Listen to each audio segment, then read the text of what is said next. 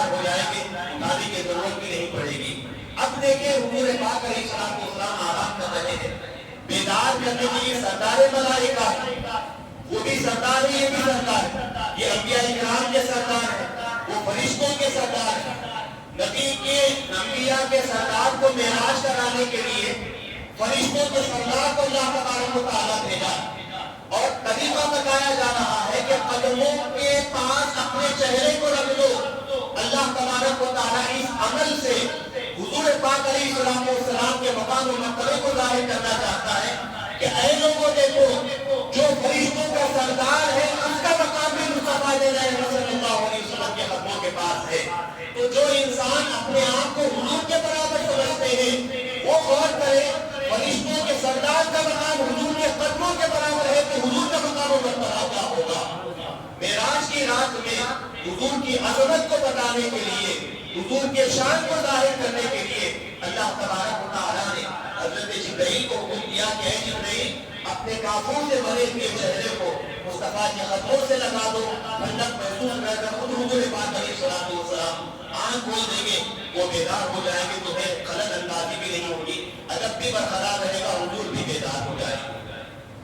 بہرحال حکم تھا، حضرت جبرائیل امین علیہ السلام اپنا کافور اور ٹھنڈک والا چہرہ حضور کے قدموں کو لگائے، جیسے ہی ٹھنڈک محسوس ہوئی حضور پاک علیہ السلام بیدار ہوئے۔ اللہ تبارک و تعالیٰ کا جو پیغام تھا حضور کو بتا دیے کہ یا رسول اللہ، آج کی رات اللہ تبارک و تعالیٰ اپنے دربار میں آپ کو طلب فرما رہا ہے، بڑی بڑی نعمتوں سے آپ کو آج کی رات سرفراز فرمانا چاہتا ہے۔ حضور پاک علیہ السلام چلنے کے لیے تیار ہو گئے۔ حضرت ام ہانی رضی اللہ تعالیٰ عنہا کے گھر سے نکل کر پہلے حضور پاک علیہ السلام کو مسجد حرام میں لایا گیا۔ مسجد حرام اور حضرت ام ہانی رضی اللہ تعالیٰ عنہا کا گھر بالکل قریب بھی تھا کہ آج کے یہ جو مکہ مکرمہ جو ہے اطراف و اکناف میں کوئی گھر نہیں، بہت دور دور تک جو ہے محلات ہوٹل وغیرہ بنائے گئے ہیں، لیکن پہلے قدیم زمانے میں جو تاریخ ہے خانہ کعبہ کی، مکہ مکرمہ کی، کعبے کے اطراف میں لوگوں کے گھر ہوتے تھے، بالکل قریب قریب گھر ہوتے تھے۔ تو حضرت ام ہانی رضی اللہ تعالیٰ عنہا کا گھر بالکل قریب تھا، تو گھر سے نکلے، مسجد حرام میں خانہ کعبہ کے پاس لایا گیا آپ کو۔ وہاں پر حضور پاک علیہ السلام کے قلب کو، حضور کا جو دل ہے اس دل کو نکالا گیا باضابطہ اللہ کے حکم سے، نکال کر زمزم کے پانی سے حضور پاک علیہ السلام کے دل کو دھویا گیا، صاف کیا گیا حضور کے دل کو زمزم کے پانی سے۔ جو حضرات عمرہ کرنے کے لیے جاتے ہیں، جا کر آئے، ان کو معلوم ہے کہ زمزم کے پانی کی کیا خصوصیت، کیسا مائے شفا زمزم کا پانی کہا گیا ہے، ہر طرح کی بیماری سے شفا بھی ملتی، اور اس کے پینے کی برکت سے جو دعا مانگیں گے پینے سے پہلے اللہ تبارک و تعالیٰ وہ دعا قبول فرماتا ہے۔ زمزم کے پانی کی خصوصیت ہے اور اس کے آداب بھی بالکل عام پانیوں سے الگ بتائے گئے۔ اس کی خصوصیت زمزم کے پانی کی یہ ہے، پینے سے پہلے جو دعا پڑھ کر پیئیں گے، جو دعا مانگ کر پیئیں گے، اللہ تبارک و تعالیٰ وہ دعا قبول فرمائے گا۔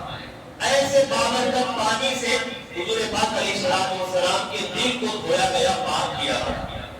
سوال پیدا ہوتا ہے کہ یہاں پر دل کو دھونے کی وجہ کیا ہے؟ کپڑے پر میل لگا، پانی سے دھو کر میل کو صاف کرتے ہیں، جسم پر کچھ کیچڑ نجاست وغیرہ لگی، پانی سے دھو کر یا کپڑے سے پوچھ کر اس کو صاف کرتے ہیں۔ تو حضور کے دل کو جو دھویا گیا، کیا یہ تو سوال ہی پیدا نہیں ہوتا کہ حضور کے دل میں کچھ خرابی تھی، کوئی حسد تھا، کینہ تھا، کپٹ تھا، کوئی برائی تھی؟ یہ تو تصور ہی نہیں کر سکتے۔ ساری دنیا میں سب سے پاک دل اگر کسی کا ہے تو وہ حضور پاک علیہ السلام کا۔ ذرا برابر بھی کینہ، کپٹ، حسد، جلن، نفرت حضور پاک علیہ السلام کے دل میں نہیں، بالکل صاف و شفاف، سب سے زیادہ پاک دل حضور پاک علیہ السلام کا۔ تو جب دل پہلے سے پاک ہے، اس میں کوئی کدورت نہیں ہے، کوئی ناپاکی نہیں ہے، کوئی حسد جلن نہیں ہے، کسی کے بارے میں نفرت نہیں ہے، تو پھر دل کو دھونے کی وجہ کیا ہے؟ دل کو صاف کرنے کا حکم کیوں دیا گیا؟ دل کو صاف کرنے کی وجہ کیا ہے؟ وہاں بات حضور کی نہیں تھی، حضور کے ذریعے سے بندوں کو پیغام دینا مقصد تھا۔ معراج کی رات میں اللہ تبارک و تعالیٰ اوپر اپنے حضور کا مقام ظاہر کرنا بلندیوں تک لے جانا چاہتا ہے، تو بلندی حاصل کرنا چاہتے ہیں تو پہلی سیڑھی اللہ تبارک و تعالیٰ یہ بتا رہا ہے، رب کے دربار میں اگر پہنچنا چاہتے ہو تو اپنے دل کو پاک کر کر آؤ، اللہ تبارک و تعالیٰ اونچا مقام عطا فرمائے گا۔ بندوں کو یہ پیغام دینے کے لیے، حالانکہ حضور کا دل پہلے سے پاک ہے، طاہر اطہر حضور پاک علیہ السلام کا دل ہے، لیکن بندوں کو پیغام دینے کے لیے حکم دیا گیا کہ دیکھو جیسے نبی اللہ کے دربار میں پہنچنے کے لیے دل کو پاک کر کر صاف کر کر آ رہے ہیں، اے بندوں تم بھی اللہ کے دربار میں چاہے وہ مسجد میں آؤ یا عمرہ کرنے کے لیے خانہ کعبہ میں جاؤ یا حضور کے روضہ اقدس کی زیارت کرنے کے لیے مسجد نبوی جاؤ، جس مسجد میں جاؤ اپنے دل کو پاک کر کر جاؤ، اللہ تبارک و تعالیٰ تمہارے دل کو نور سے منور فرما دے گا۔ حاضرین محترم، جو چیز خالی ہوتی ہے اس کو بھرا جاتا ہے، بھری ہوئی چیز کو دوبارہ بھرا نہیں جاتا۔ انسان کا دل اگر پہلے سے ہی نفرتوں سے، غیبتوں سے، حسد اور جلن سے، برائیوں سے اگر پہلے سے بھرا ہوا ہے تو رب کے تجلیات اس دل میں نازل نہیں ہوتے اور رب اللہ تبارک و تعالیٰ اس دل کو منور نہیں فرماتا۔ جب ہم اپنے دل کو پاک کر کر، گناہوں سے خالی کر کر، نفرتوں سے پاک کر کر، بالکل صاف و شفاف دل لے کر اللہ کے دربار میں حاضر ہوں گے، اس دل پر تجلیات کا اظہار ہوگا، اللہ تبارک و تعالیٰ نور کی بارش فرمائے گا، اس دل میں بھی اللہ تبارک و تعالیٰ کی رحمت نازل ہوگی۔ یہ پیغام واقعی معراج سے مل رہا ہے۔ ہم دلوں میں نفرتیں رکھ کر، برائیاں رکھ کر، ایک دوسرے کے حسد جلن رکھ کر بے حساب عبادتیں کرتے ہیں، نوافل پڑھتے ہیں، نمازیں پڑھتے چلے جاتے ہیں، لیکن اس کے باوجود بھی ہمارے دلوں میں نورانیت نہیں آتی۔ صحابہ کے دلوں کو دیکھیں کتنے صاف و شفاف تھے، عبادتیں پڑھتے، نمازیں ادا کرتے، دل صاف و شفاف ہوتے، نورانیت نازل ہوتی تھی، چہروں پر نکھار آتا تھا، اللہ تبارک و تعالیٰ کی رحمتیں ان کے دلوں پر ظاہر ہوتی تھی۔ تو ضرورت اس بات کی ہے کہ ہم جب رب کے دربار میں آ رہے ہیں، دلوں کو پاک کر کر آئے، ایک دوسرے سے محبت بڑھا کر آئے، نفرتیں ختم کر کر آئے اور نورانیت اللہ کے دربار سے حاصل کرتے ہوئے جائیں۔ واقعی معراج میں یہ پیغام دینے کے لیے حضور کے دل کو دھویا گیا۔ پھر اس کے بعد مسجد حرام میں حضور پاک علیہ السلام کو مسجد حرام سے مسجد اقصی لے جایا گیا۔ مسجد اقصی میں آپ دیکھیں گے 1,24,000 کم و بیش جتنے انبیاء کرام آئے ہیں دنیا میں، حضرت آدم علیہ السلام سے لے کر حضرت عیسیٰ علیہ السلام تک جتنے انبیاء کرام آئے قریب 1 لاکھ سے زائد ان کی تعداد بتائی گئی۔ مسجد اقصی میں وہ سارے کے سارے انبیاء کرام سب بنا کر کھڑے ہوئے ہیں نماز پڑھنے کے انتظار، پورے کے پورے انبیاء کرام، بڑے بڑے انبیاء کرام، حضرت آدم وہاں موجود ہیں، حضرت نوح علیہ السلام ہیں، حضرت یونس علیہ السلام ہیں، حضرت موسیٰ علیہ السلام ہیں، جلیل القدر حضرت ابراہیم ہیں، ایک سے بڑھ کر ایک بڑے اونچے مقام و مرتبے والے انبیاء کرام ہیں، نبی ہیں، اور پورے کے پورے سب بنا کر کھڑے ہوئے ہیں۔ انتظار ہے، سب تو کھڑی ہو گئی ہے، امامت کون کرے گا، نماز کون پڑھائے گا انبیاء کرام کی جماعتوں کو۔ حضور پاک علیہ السلام مسجد اقصی میں تشریف لے گئے، اپنی سواری کی سواری پر حضور سوار ہو کر گئے تھے، باضابطہ اس سواری کو مسجد اقصی کے ایک مقام پر باندھے۔ جو حضرات مسجد اقصی کی زیارت کرنے کے لیے جاتے ہیں آج بھی وہ مقام محفوظ ہے، مسجد اقصی میں آج بھی وہ مقام محفوظ ہے کہ معراج کی رات میں جہاں حضور اپنی سواری کو باندھے تھے، باضابطہ وہ نکیل رسی جس نکیل کو باندھے تھے وہ نکیل بھی باضابطہ موجود۔ مسجد اقصی میں جو ہے اس مقام کو بالکل پیاک کیا گیا، جو لوگ جاتے ہیں زیارت کرتے ہیں وہاں اس وقت معراج کی جو یادیں وہاں لوگ تازہ کر کر آتے ہیں، آج بھی موجود ہے۔ تو مسجد اقصی اسلام کا ایک تو پہلا قبلہ بھی ہے اور اسلام میں اس کا ایک بڑا مقام حاصل ہے۔ اس کے اطراف میں کئی انبیاء کرام کی مزارات ہیں اور ہر نبی 1,24,000 انبیاء کرام میں سے ہر نبی مسجد اقصی میں اللہ تبارک و تعالیٰ نے ان کو نماز پڑھنے کا موقع عطا فرمایا۔ ایسی بابرکت جگہ ہے مسجد اقصی۔ حضور پاک علیہ السلام اپنی سواری کو باندھ دیے، باندھنے کے بعد جب مسجد اقصی کے اندر داخل ہوئے تو کیا دیکھتے ہیں کہ سارے انبیاء سب بنا کر کھڑے ہیں، جماعت کا انتظار۔ اب امامت کے لیے حضرت آدم علیہ السلام یہ سوچ رہے ہیں کہ میں دنیا میں سب سے پہلا نبی ہوں، نماز پڑھانے کے لیے مجھے آگے کیا جائے گا۔ حضرت نوح علیہ السلام یہ سمجھ رہے ہیں دنیا میرے ذریعے سے دوبارہ آباد کی گئی، مجھے نماز پڑھانے کے لیے آگے کیا جائے گا۔ حضرت ابراہیم یہ سمجھ رہے ہیں کہ میں اللہ کا دوست ہوں، خلیل اللہ ہوں، ابو الانبیاء ہوں، انبیاء اکرام میری اولاد میں سے اللہ تبارک و تعالیٰ نے پیدا فرمایا ہے، تو مجھے نماز پڑھانے کے لیے آگے بڑھائے گا۔ موسیٰ علیہ السلام یہ سوچ رہے ہیں کہ میں اللہ سے بات کیا، کلیم اللہ ہوں، مجھے نماز پڑھانے کے لیے آگے بڑھایا جائے گا۔ 1,24,000 انبیاء اکرام میں سے ہر ایک نبی یہ سوچ رہے ہیں میری یہ خصوصیت ہے، مجھے نماز پڑھانے کے لیے آگے بڑھائے گی، میری یہ فضیلت ہے، مجھے نماز پڑھانے کے لیے آگے بڑھائے گی۔ ہر نبی یہی سوچتے چلے جا رہے ہیں، لیکن وہاں امامت کا کچھ الگ ہی معاملہ تھا۔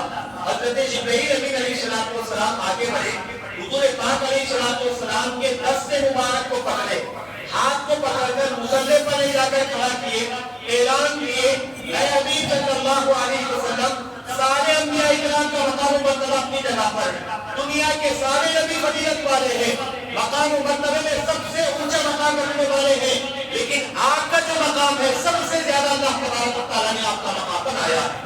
آپ کے درجے والا دنیا میں نہ کوئی نبی آیا ہے، نہ قیامت تک کوئی انسان پیدا ہونے والا ہے۔ سب سے زیادہ فضیلت والے آپ ہیں، امامت ادا کرنے کے لیے، امامت کرنے کے لیے آپ بھی سب سے زیادہ مستحق ہیں۔ آگے بڑھیے اور انبیاء کرام کی امامت کرتے ہوئے نماز ادا فرمائیے۔ وہاں حضور پاک علیہ السلام سارے انبیاء کرام کی امامت کی۔ یہاں ایک بات میں آپ کو بتاتا ہوں، امامت کا جو منصب ہوتا ہے یہ کوئی معمولی منصب نہیں ہوتا۔ شریعت میں مقتدیوں کے لیے کوئی قید نہیں ہے کہ مقتدی ایسے ہونا، ایسے ہونا، ایسے ہونا، یہ چیزیں پڑھے ہوئے ہونا، یہ چیزیں معلومات ہونا۔ مقتدیوں کے لیے شریعت میں قید نہیں ہے، امام کے لیے قید ہے۔ امام نماز کے مسائل سے واقف ہونا، قرات اچھی ہونا، تلفظ اچھا ہونا، اور کن صورتوں میں نماز فاسد ہوتی ہے، کن صورتوں میں نماز جائز ہوتی ہے، نماز کے پورے کے پورے مسائل کو جاننے والا ہونا، یہ صلاحیتیں، یہ شرائط شریعت نے امام کے اندر مقرر کیے۔ کسی انسان کے اندر یہ شرائط پائی جائے گی وہ امامت کا مستحق ہوگا۔ تو حضور پاک علیہ السلام معراج کی رات میں سارے انبیاء کرام کی امامت کیے، تو اس کا مطلب یہ ہوا سب سے زیادہ فضیلت والے حضور پاک علیہ السلام، سب سے زیادہ علم والے حضور پاک علیہ السلام، سب سے زیادہ تلفظ پہ خوش انعام والی حضور پاک علیہ السلام، سب سے زیادہ اللہ کے انعامات حاصل کرنے والے حضور پاک علیہ السلام۔ چونکہ آپ کی رات سب سے اعلیٰ تھی، سب سے افضل تھی، سب انبیاء کرام میں آپ کا مقام سب سے اعلیٰ تھا، اسی لیے آپ کے اونچے مقام کو ظاہر کرنے کے لیے امامت کے مقام پر آپ کو فراہم فرمایا گیا۔ اتنا اونچا مقام ہوتا ہے امامت کی۔ اچھا ایک اور بات میں آپ کو بتاتا ہوں، سارے انبیاء کرام جب مسجد اقصی میں پہلے سے موجود ہیں، انتظار کر رہے ہیں، امامت کا انتظار کر رہے ہیں کہ امام آئیں گے، جماعت کے ساتھ جو ہے نماز کروائیں گے۔ ایک فقہ کا مسئلہ میں آپ کو یہاں بتاتا ہوں، شریعت کا ایک مسئلہ میں آپ کو بتاتا ہوں۔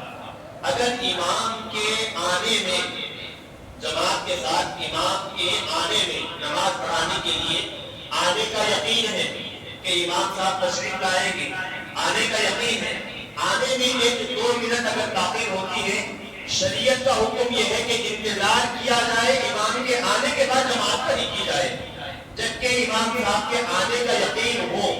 ہاں اگر پہلے سے اطلاع بھی نہیں کہ نہیں آنے والے ہیں، ایسی صورت میں دوسروں کو امام مقرر کیا جا سکتا ہے، لیکن پہلی فرصت پہلا حکم یہ ہے اگر آنے کا یقین ہے 1-2 منٹ اگر انتظار کیا جائے، امام کے لیے انتظار کیا جانا چاہیے، دوسرے حضرات کے لیے نماز کو روک کر، جماعت کو روک کر انتظار نہیں کروایا جا سکتا۔ یہ مسئلہ کہاں سے نکلا؟ معراج کی رات میں یہ مسئلہ نکلا۔ سارے انبیاء کھڑے ہیں، مقتدی بن کر صفوں میں کھڑے ہوئے ہیں، پورے کے پورے امام کا انتظار ہے، سب نبی انتظار کر رہے ہیں، انبیاء کرام انتظار کر رہے ہیں کہ امام آئے گی، جماعت کے ساتھ نماز پڑھیں گے۔ حضور پاک علیہ السلام تشریف لائے، امامت فرمائے، تب کہیں جا کر پورے کے پورے انبیاء کرام جماعت کے ساتھ نماز ادا فرمائیں گے۔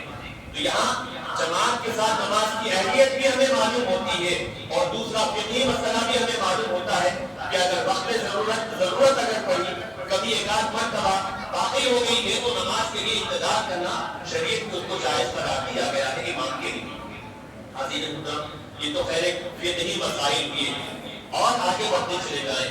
معراج کی جو عظیم رونقیں ہیں، مسجد اقصی میں نماز پڑھانے کے بعد حضور پاک علیہ السلام کا آسمانی سفر شروع ہوا۔ ساتوں آسمانوں کا سفر کیے حضور، ساتوں آسمانوں کے اوپر سدرۃ المنتہا پر پہنچے۔ سدرۃ المنتہا کہتے ہیں اس مقام کو جہاں دنیا کے ہر ایک انسان کی، فرشتے کی، جن کی، وہاں جو انتہا ہو جائے اس مقام کو کہتے ہیں سدرۃ المنتہا۔ اس کے آگے کوئی انسان نہیں جا سکتا، انسان تو دور کی بات ہے، فرشتہ بھی اس کے آگے نہیں جا سکتا۔ فرشتہ تو آگے کی بات ہے، سردار ملائکہ، فرشتوں کا سردار بھی اس کی انتہا ہے، اسے آگے جو ہے قدم نہیں رکھ سکتے۔ جب وہاں حضرت جبرائیل پہنچے، حضور پاک علیہ السلام سے عرض کیے، یا رسول اللہ، یہاں تک میرا اور آپ کا ساتھ سفر تھا، اب یہاں سے آپ تنہا سفر کریں گے۔ حضور پاک علیہ السلام وہاں تشریف لے گئے، تنہا سفر ہوا، قریب پہنچے، عرش اعظم سے آگے لامکہ پر پہنچے۔ اس مقام پر پہنچنے کے بعد اللہ تبارک و تعالیٰ نے اپنا دیدار کرایا۔ یاد کریں کہ کیسی آنکھ اللہ حضور پاک علیہ السلام کی، کہ اللہ کی ذات نور سے منور، نور یعنی روشنی والی ذات، ایسے نور والی ذات ہے۔ یہ جو لائٹ لگی ہوئی ہے، ہم غور کر کر آنکھیں کھول کر یہ LED لائٹ کو جو ہے ہم زیادہ دیر تک نہیں دیکھ سکتے، کیوں؟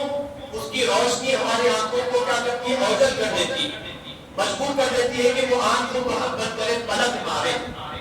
آنکھ انسان کی زیادہ روشنی کو دیکھ نہیں پاتی، اس کے لیے الگ انداز ہوتا ہے دیکھنے کے لیے، جیسے کوئی اینک بنا لیے یا کوئی اور چیز بنا لیے جس سے روشنی کی چیز کو دیکھی جائے۔ یہ سب چیزیں ہم اپنے اس دور میں بنائے ہیں۔ قربان جائے 1450 سال پہلے حضور پاک علیہ السلام معراج کی رات میں پروردگار کی نورانی ذات کا مشاہدہ کیے، ایسی نورانی ذات کے، اتنی نورانی ذات کہ اس کو دیکھنا حضرت موسیٰ علیہ السلام برداشت نہیں کر سکے، لیکن حضور پاک علیہ السلام کی آنکھ ہے، چیمر کر اللہ تبارک و تعالیٰ کا دیدار کیے۔ موسیٰ علیہ السلام دعویٰ کیے، مطالبہ کیے، پروردگار میں تیری تجلیات کو دیکھنا چاہتا، تیرے نور کا مشاہدہ کرنا چاہتا۔ جواب آیا لن ترانی، اے موسیٰ تم مجھے نہیں دیکھ سکتے، برداشت نہیں کر سکتے، تمہاری آنکھ میں کوئی صلاحیت نہیں ہے کہ میرے نورانیت کو دیکھے۔ حضور پاک علیہ السلام کی جب باری آئی تو اللہ تبارک و تعالیٰ نے حضور پاک علیہ السلام کو وہ نورانیت والی آنکھ عطا فرمائی کہ حضور پاک علیہ السلام نے اللہ تبارک و تعالیٰ کا کھل کر ظاہری آنکھوں سے جی بھر کر دیدار فرمایا۔ جتنی دیر دیدار کرنا چاہتے تھے اللہ تبارک و تعالیٰ کا حضور پاک علیہ السلام نے دیدار کیا۔ حاضرین محترم، یاد رکھیں کسی بڑی ہستی سے ملاقات کے جو لمحات ہوتے ہیں وہ زندگی کے یادگار لمحات ہوتے ہیں۔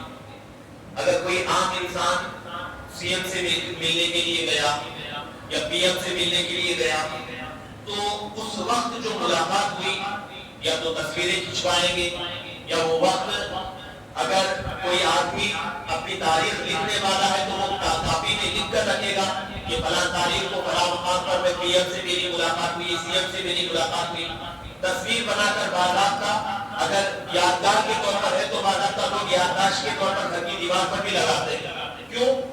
جو ہستی سے ملاقات ہوئی، ایک تو بلند مقام والی ہستی، اونچے درجے والی ہستی، اس سے ملاقات کا وقت یادگار وقت ہوتا، اس کی یاد دہانی کے لیے کیا کرتے ہیں؟ یادداشت کے طور پر تصویریں وغیرہ نکال کر رکھتے ہیں۔ قربان جائیں حضور پاک علیہ السلام کی جو ملاقات ہے کسی دنیا کے بادشاہ سے نہیں ہوئی، کسی دنیا کے سی ایم اور پی ایم سے نہیں ہوئی، مالک الملک جس کی صفت ہے، سارے بادشاہوں کا جو بادشاہ ہے، سارے مالکوں کا جو پروردگار ہے، اس پروردگار سے اللہ تبارک و تعالیٰ سے جو ہے حضور پاک علیہ السلام کی ملاقات ہوئی تو کیسا یادگار لمحہ ہوگا، کیسا بابرکت لمحہ ہوگا۔ ایک تو بات چیت بھی ہو رہی ہے، آنکھوں سے اللہ تبارک و تعالیٰ کا دیدار بھی حضور پاک علیہ السلام کرتے ہیں۔ اچھا بات چیت کیا ہوئی؟ وہ بات چیت بھی بتائی گئی ہے۔ جو بات چیت معراج کی رات میں ہوئی تھی وہ پوری کی پوری بات یا اس بات کا پورا سا حصہ اللہ تبارک و تعالیٰ نے مسلمانوں کے لیے نماز میں مقرر فرما دیا۔ کیا بات تھی؟ حضور پاک علیہ السلام جب اللہ کے دربار میں پہنچے، سب سے پہلی بات التحیات للہ والصلوات والطیبات، تمام طرح کی جسمانی عبادتیں، مالی عبادتیں اور جتنی ریاضتیں ہیں وہ سب اللہ تبارک و تعالیٰ کے دربار میں تحفہ لے کر آیا۔ حضور اللہ کے دربار میں پہنچے، ہم بھی جانتے ہیں پی ایم سی ایم سے ملاقات کے لیے تو کچھ لوگ بھی وہ تصویر بنا کر یا وہ پھول کا جو گلدستہ ہوتا ہے وہ لے کر یا اس کا کچھ نقش و نگار بنا کر لے کر جاتے ہیں تاکہ وہ تحفے کے طور پر وہاں اس کو دیا جا سکے۔ اللہ کے دربار میں حضور پہنچے تو کیا چیزیں تحفہ دیں؟ وہ تو مالک الملک ہے، کسی چیز کا محتاج نہیں ہے۔ اللہ کے دربار میں تحفہ لے کر پہنچے ہیں تو اپنی زندگی بھر کی عبادتوں کا تحفہ لے کر حضور پہنچے۔ اللہ کے دربار میں حضور گئے ہیں تو مان لے کر، دولت لے کر، سونا چاندی لے کر نہیں، درباری گاہی میں پہنچے ہیں تو عبادتوں کا تحفہ لے کر اللہ کے دربار میں پہنچے تو پیش کیے۔ پھر اس کے بعد اللہ تبارک و تعالیٰ کی طرف سے جواب آیا، ریٹرن گفٹ جسے کہتے ہیں نا، حضور تحفہ پیش کیے، اللہ تبارک و تعالیٰ جواب میں تحفہ پیش کیا۔ کیا جواب آیا؟ السلام علیکہ ایھا النبی ورحمۃ اللہ وبرکاتہ۔ اے نبی صلی اللہ علیہ وسلم، آپ کے اوپر اللہ کی سلامتی ہو، اللہ کی رحمتیں ہوں، اللہ کی برکتیں ہوں۔ یہ تو حضور تحفہ پیش کیے، اللہ تبارک و تعالیٰ جواب میں دعائیہ کلمات دعا دیے، سلامتی کی، رحمتوں کی، برکتوں کی دعا دیے۔ تو دونوں کے درمیان بات ہو رہی ہے، بات ختم۔ حضور تحفہ پیش کیے عبادتوں کا، اللہ تبارک و تعالیٰ دعا دے دیے، رحمتوں کی، برکتوں کی، سلامتی کی دعا پیش کر دیے، دعا دے دیے، بات ختم ہو گئی۔ لیکن اب حضور پاک علیہ السلام کی کرم نوازی دیکھیں کہ حضور معراج کی رات میں اپنا اور اللہ تبارک و تعالیٰ کا تذکرہ ہی نہیں کر رہے۔ معراج کی رات میں جب اللہ تبارک و تعالیٰ سے خاص گفتگو ہو رہی ہے، اللہ تبارک و تعالیٰ رحمتیں نازل فرما رہا ہے حضور پر، برکتیں نازل فرما رہا ہے حضور پر، تو حضور پاک علیہ السلام نے سوچا کہ ان رحمتوں کو صرف میں اپنے اوپر لینے کی بجائے میرے ساتھ میری ساری امتوں کو اس میں شامل کر دوں گا۔ جو برکتیں معراج کی رات میں اللہ تعالیٰ میرے اوپر نازل فرما رہا ہے، صرف اپنے اوپر نازل کرنے کی بجائے ساری امتوں کو اس میں شامل کروں گا۔ چنانچہ حضور پاک علیہ السلام نے پھر ارشاد فرمایا، السلام علینا وعلی عباد اللہ الصالحین۔ پروردگار میرے دربار سے جو سلامتی اتر رہی ہے، جو برکتیں کو عطا فرما رہا ہے، جو رحمتیں میرے دربار سے نازل ہو رہی ہے، وہ صرف میرے اوپر ہی نہیں، تیرے نیک بندوں پر بھی ان رحمتوں کو نازل فرما، سلامتی کی بارش نازل فرما، برکتوں کو ان کے اوپر بھی نازل فرما۔ قربان جائے نبی کی رحمت پر۔ معراج کی رات میں جو خاص تذکرہ ہوا ہے اللہ کے دربار میں، خاص ملاقات ہوئی اللہ تبارک و تعالیٰ سے، اس ملاقات کے وقت میں اپنی امتیوں کو یاد کرتے ہوئے اللہ تبارک و تعالیٰ کے دربار سے سلامتی کی دعا دلوا رہے ہیں۔ کتنے عظیم ہستی ہیں، کتنے رحیم نبی ہیں حضور پاک علیہ السلام، کہ جو رحمتیں اللہ تبارک و تعالیٰ حضور پر نازل فرما رہا ہے، ان کے کچھ خطرات امتیوں پر بھی نازل کرانے کے لیے حضور پاک علیہ السلام معروفہ پیش کر رہے ہیں۔ چنانچہ تحیات میں وہ بھی شامل کیا ہے، السلام علینا وعلی عباد اللہ الصالحین۔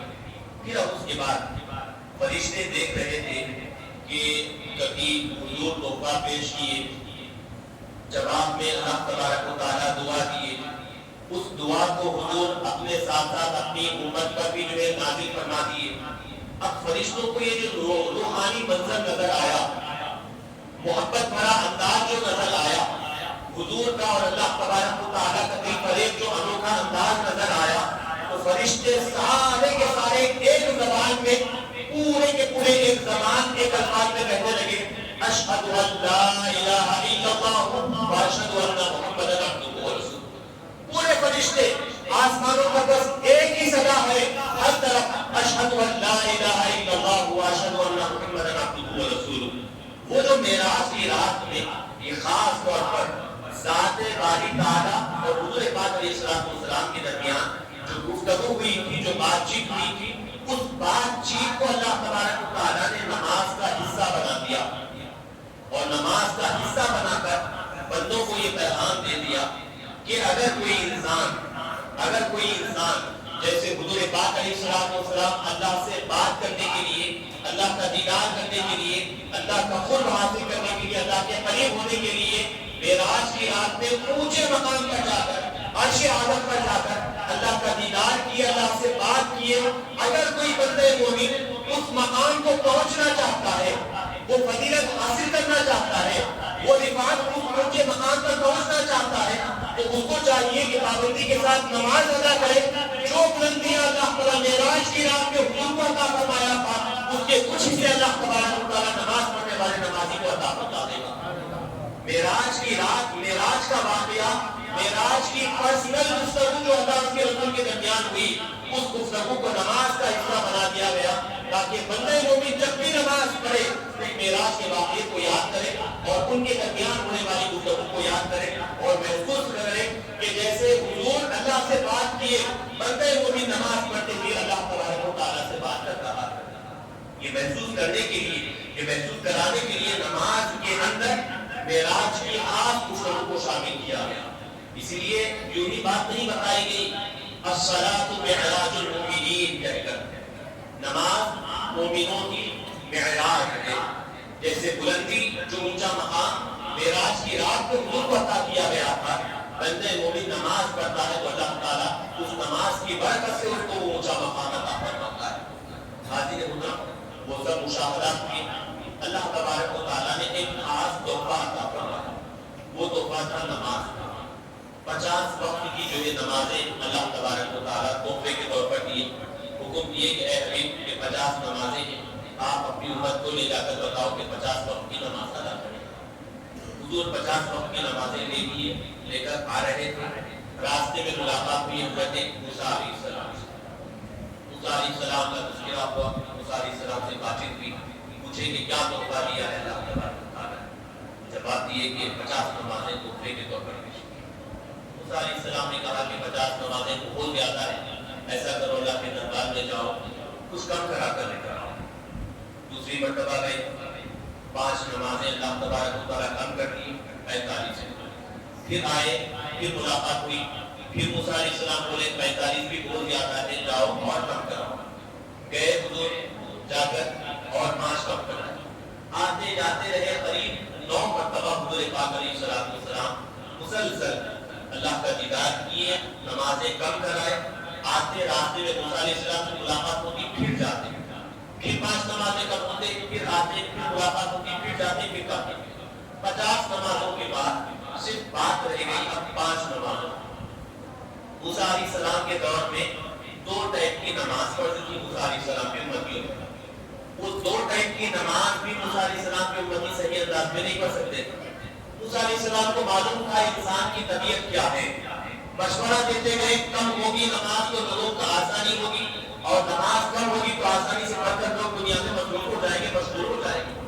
5 نمازیں جب رہ گئی، حضور پاک علیہ السلام کو پھر ایک بار حضرت موسیٰ علیہ السلام بولے کہ 5 بھی بہت زیادہ ہے، ایسا کرو جا کر اور کچھ کام کرا کر.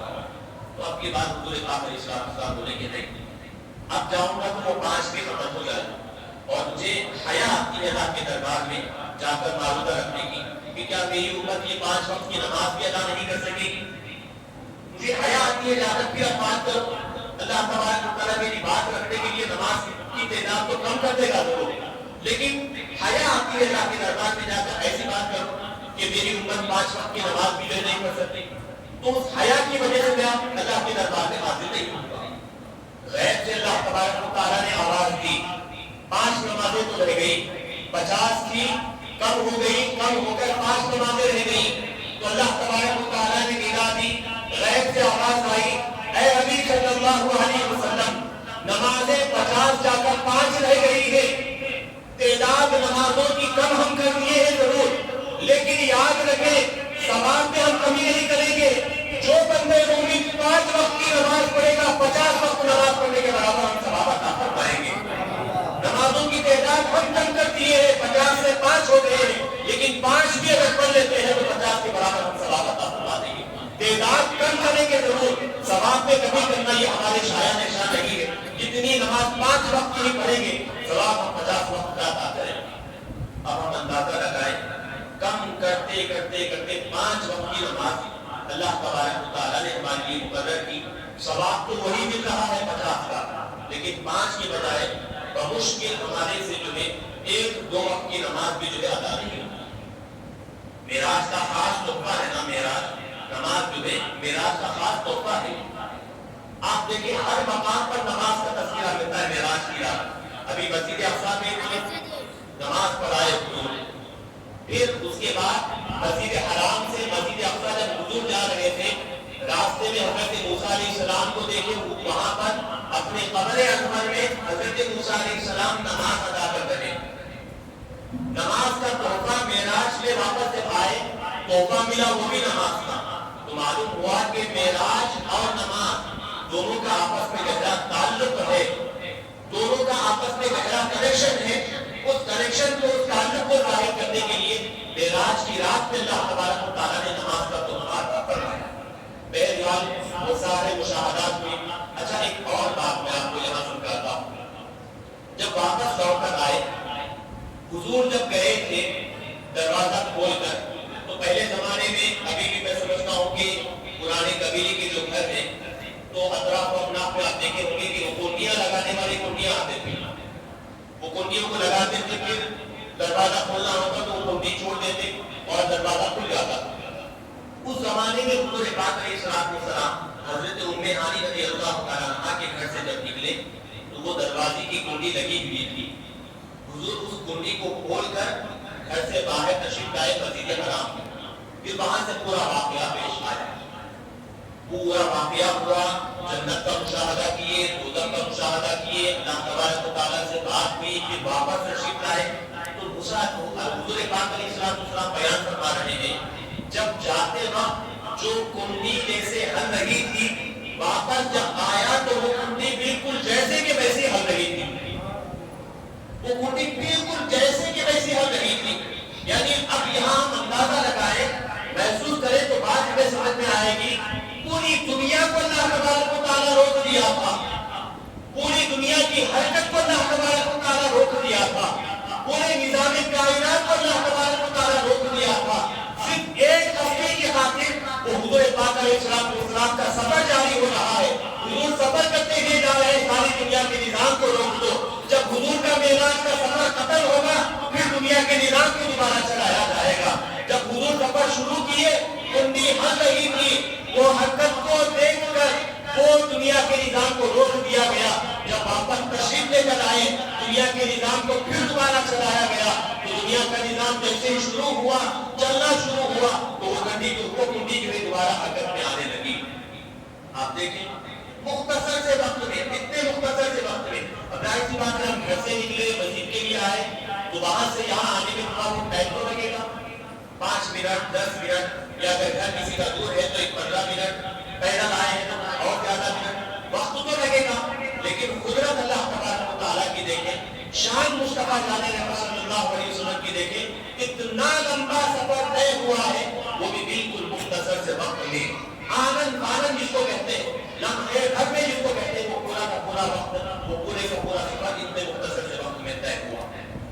صبح ہوئی، حضور پاک علیہ السلام سارے کے سارے لوگوں کو جمع کر کر معراج کا تذکرہ، دیکھو ایسا ایسا ہوا ہے، ایسا ایسا ہوا ہے۔ معراج کے وقت میں مسجد حرام سے مسجد اقصیٰ گیا، مسجد اقصیٰ سے پھر آسمانوں کی سیر ہوئی، جنت کا مشاہدہ کیا، دوزخ کو دیکھا، اللہ تبارک و تعالیٰ سے ملاقات ہوئی، دیدار ہوا، نمازوں کا تحفہ ملا، پھر واپس میں لے کر آیا، بالکل رات کے وقت۔ اگر ہم دنیا کے وقت کے اعتبار سے اندازہ لگائیں، مسجد حرام سے لے کر مسجد اقصیٰ تک کا جتنا سفر ہے، اگر کوئی آدمی گھوڑے پر سوار ہو کر یا تیز رفتاری کے ساتھ اگر جاتا ہے تو مسجد حرام سے نکل کر مسجد اقصیٰ تک پہنچنے کے لیے اس کو 1 مہینہ لگے گا۔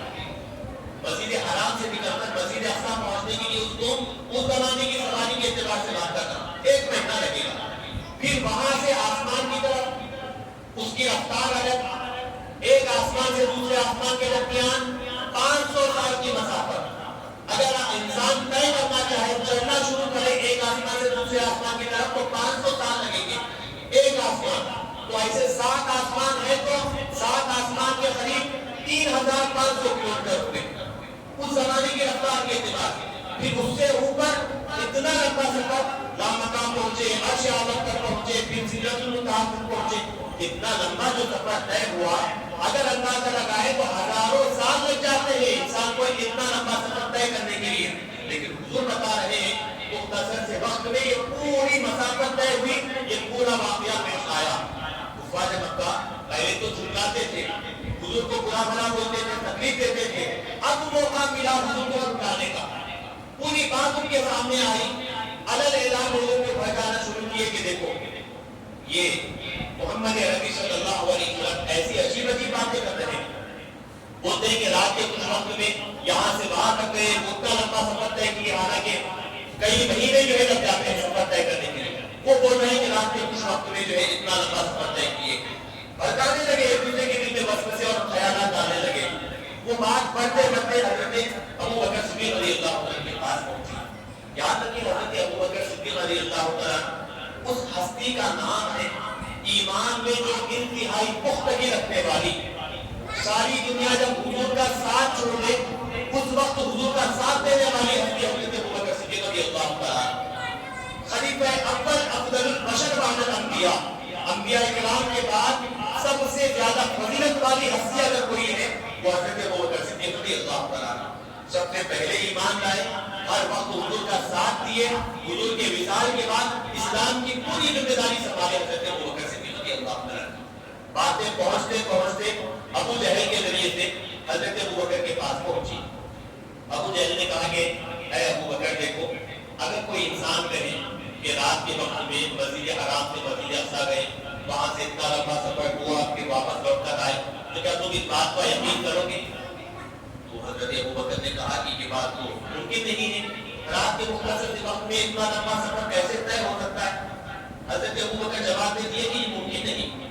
تو حضرت ابو جہل کی ہمت بڑی, کہنے لگا کہ دیکھ یہ بات آپ کے نبی بول رہے ہیں, وہ بتا رہے ہیں کہ مسجد حرام سے مسجد اقصی گئے, یہ لمبا سفر طے کیے, پھر واپس لوٹ کر آئے.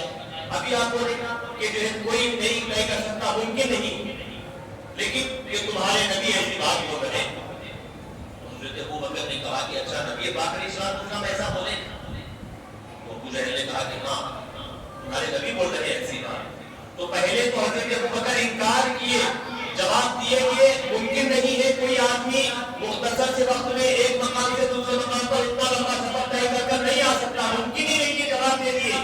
لیکن جب نام آیا حضور پاک علیہ السلام کا, تو حضرت ابو بکر رضی اللہ عنہ نے کہا کہ اے ابو جہل سن, دنیا کا کوئی انسان اگر ایسی باتیں کہتا تو میں اس کی باتوں کو نہیں مانتا, لیکن میرے نبی اگر یہ بات کہہ رہے ہیں تو بغیر دلیل کے میں ان کی بات کو سچا مانتا ہوں اور تصدیق کرتا ہوں کہ میرے نبی رات کے مختصر سے وقت میں یہ سارا کا سارا سفر طے کر کر آئے ہیں اور اللہ تبارک و تعالیٰ کا دیدار کر کر آئے. کوئی اور اگر بولتا تو میں بات نہیں مانتا, لیکن میرے نبی کا قول ہے, میرے نبی کی بات ہے, تو میرا نبی کبھی جھوٹ نہیں بول سکتا. اس کی بتائی ہوئی ہر بات سچی ہے, تو اگر وہ بات کہے ہیں تو یقیناً وہ بات سچی ہوگی. میں بغیر دلیل کے تصدیق کرتا ہوں, آپ کی بات میں اقرار کرتا ہوں. اقرار کیے واقعی معراج کا سب سے پہلے واقعی معراج کی تصدیق کرنے والے حضرت ابو بکر رضی اللہ عنہ. اچھا معراج کے واقعے کو قبول کہاں کیے, تصدیق کہاں کیے؟ زمین پر. یہاں حضرت ابو بکر واقعی معراج کو تصدیق کر رہے ہیں. ادھر اللہ تبارک و تعالیٰ حضرت جبرائیل کو پیغام دے کر بھیجتا ہے کہ اے جبرائیل جاؤ نبی پاک علیہ السلام کو یہ بات پہنچاؤ کہ اے حبیب آج ابو بکر صدیق رضی اللہ تعالیٰ عنہ معراج کے واقعے کی تصدیق کیے ہیں, اس کے بدولت اللہ تبارک و تعالیٰ آج اسے ابو بکر کا نام صدیق کہہ کر مقرر فرماتا ہے. آپ تاریخ اٹھا کے دیکھیں, اس وقت سے پہلے حضرت ابو بکر رضی اللہ عنہ کا نام صرف ابو بکر تھا. جیسے واقعے معراج کی آپ تصدیق کیے, اللہ تبارک و تعالیٰ نے آپ کا نام صدیق مقرر فرما دیا. قیامت تک جب بھی نام لیا جائے گا حضرت ابو بکر کا, تو پورا نام ابو بکر صدیق رضی اللہ عنہ کے نام سے لیا جائے گا. یہ جو صدیق نام ہے آپ کا, اللہ تبارک و تعالیٰ نے آسمانوں سے رکھ کر جبرائیل علیہ السلام کے ذریعے سے روانہ کر دیا ہے.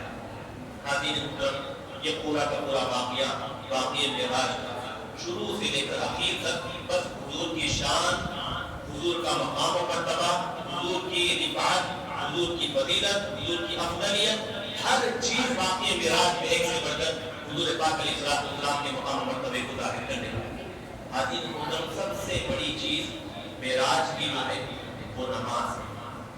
آج کی رات جو خاص عبادتیں ہمیں کرنی ہے وہ ہے نماز. فرائض ہو، فرض نمازیں ہو یا نفل نمازیں ہو، خاص طور پر آج کی عبادت کی خصوصیت یا آج کا اگر کوئی خاص خبر اگر ہم بولیں گے وہ ہے نماز.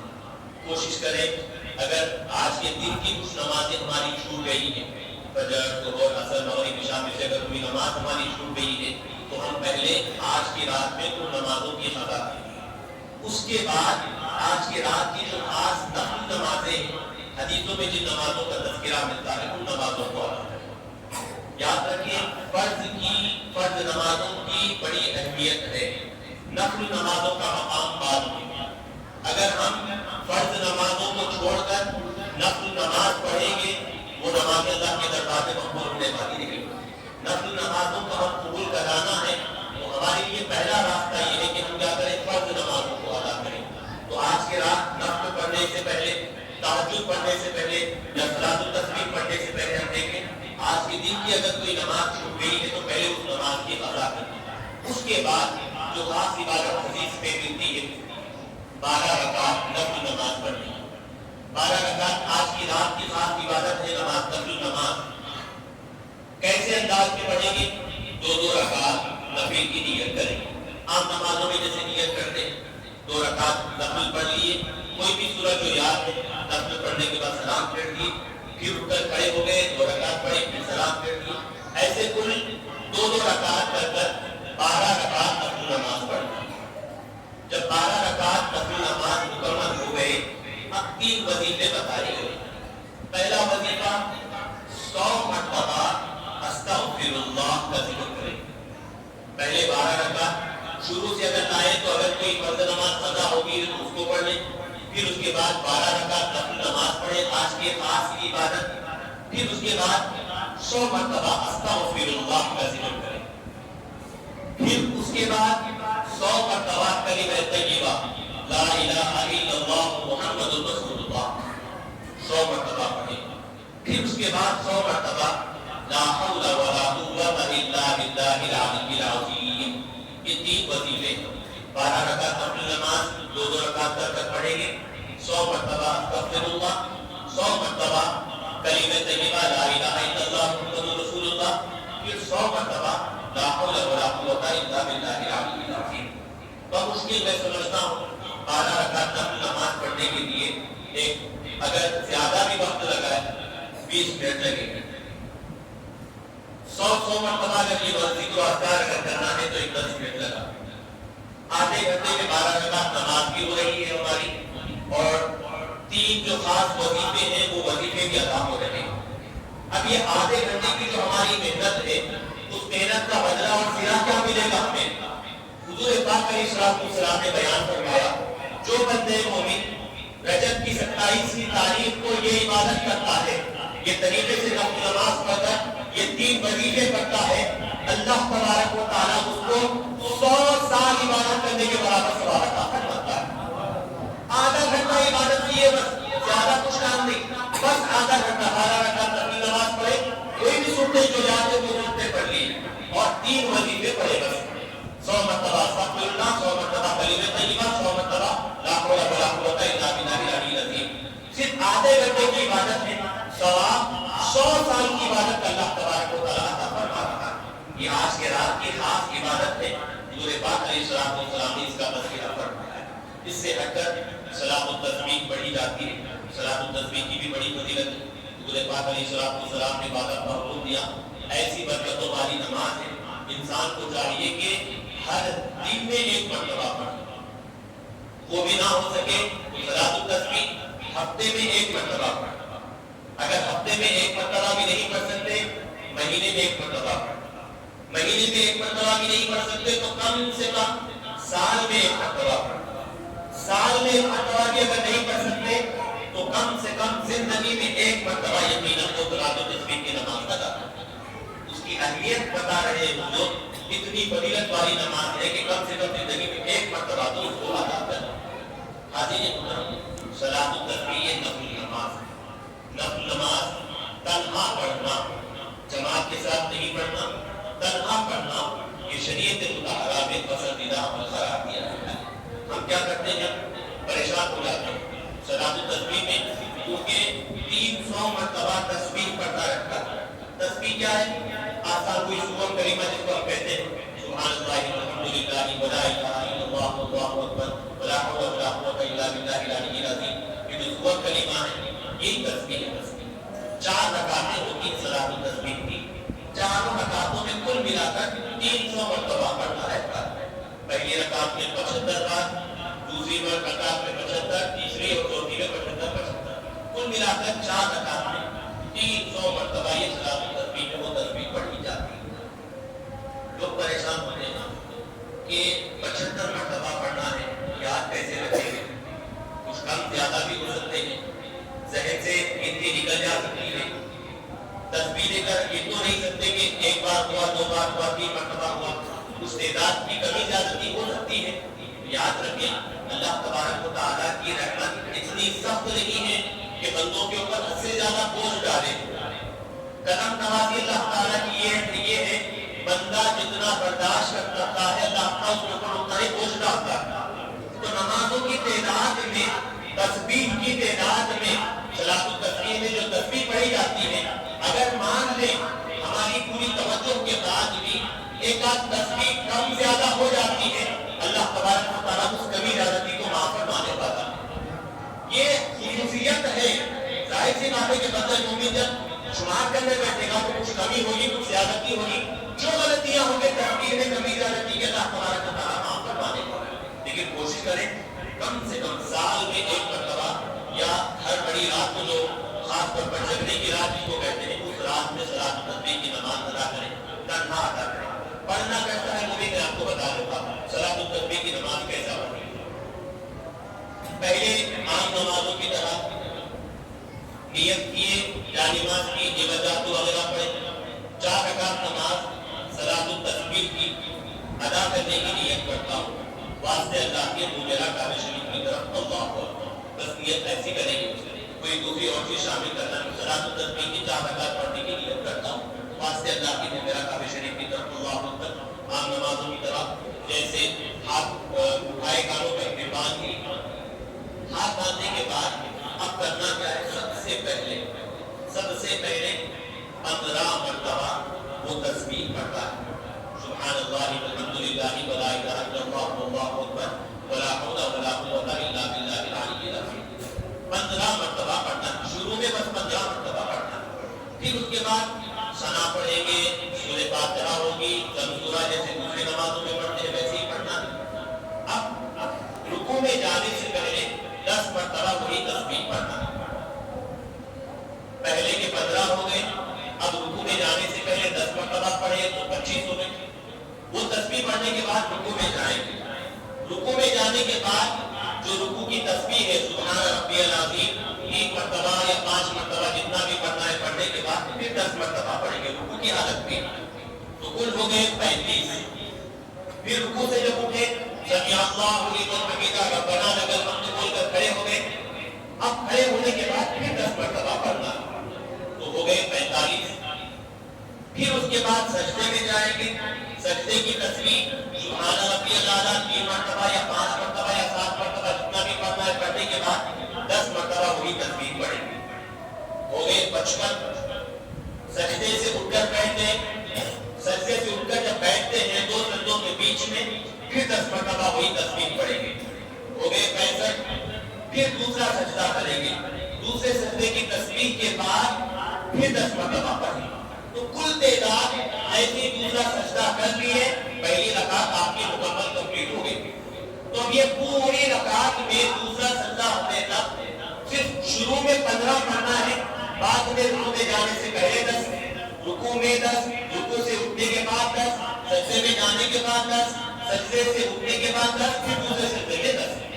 ہر رکعت میں ایک گنتی آپ ذہن رکھتے بس، ہر رکعت میں شروع سے پہلے، شروع میں 4 رکعت میں 15 مرتبہ پڑھیں گے، اس کے بعد بس 10 مرتبہ پڑھنا ہے۔ تو اس طرح ہر رکعت میں 75 مرتبہ ہوتا ہے۔ 4 رکعتوں میں اگر دیکھیں تو 300 مرتبہ یہ تسبیح ادا ہو جاتی ہے۔